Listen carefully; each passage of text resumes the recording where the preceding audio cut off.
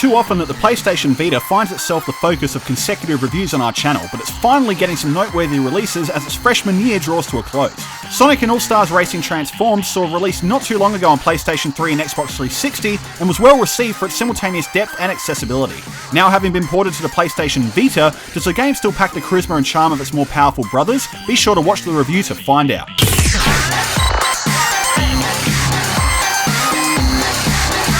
Sonic and All-Stars Racing Transformed immerses you into a style all of its own, with the simple objective of winning each event you're presented. You can engage in Grand Prix and single race events to get a feel for the game and to simply rank yourself on the leaderboards.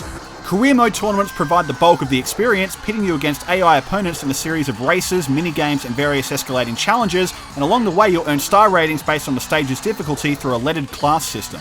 The higher the difficulty, the higher the stars earned. Accrue enough stars and you'll unlock blockades and an assortment of new characters and their respective vehicles. During races you'll use a bevy of power-ups to hinder opponents both in front and behind you across the game's nearly 24 tracks. Some track sections net you coins that you can bank to use in between loading screens in a slot machine minigame that can reward you with enhancements prior to starting single race challenges, like getting a takeoff boost or reducing damage from certain items.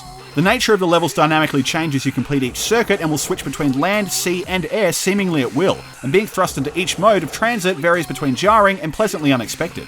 Each character's cart feels unique, accentuated by the assorted unlockable mods like handling and boost upgrades earned through leveling up your respective racer, and it encourages players to experiment and experience each character on their own merits, and in doing so awards you stickers to pimp out your online tag and virtual license. At the time of this review, multiplayer matches were in a complete drought due to the game not yet being released in many territories.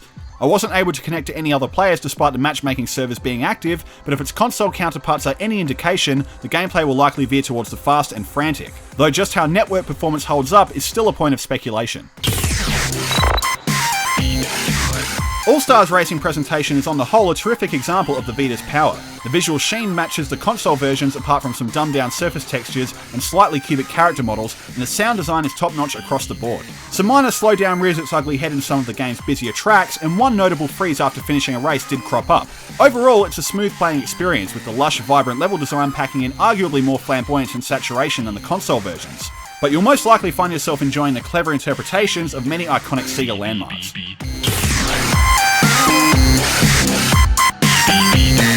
Viewports maintain as much of the original essence and integrity of their progenitors like Sonic and All-Stars Racing Transformed does on the PlayStation Vita.